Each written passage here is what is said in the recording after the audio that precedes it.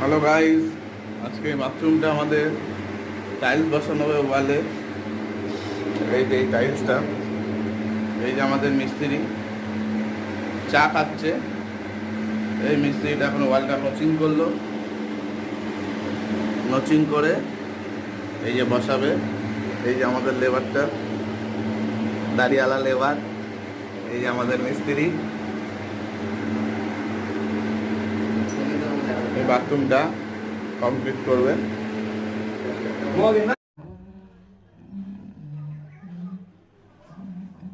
ফ্লোরে 2x2 tiles দেওয়া হয়েছে, আর ওয়ালে 4x2 টাইলস মিক্সিং করে দেওয়া হয়েছে।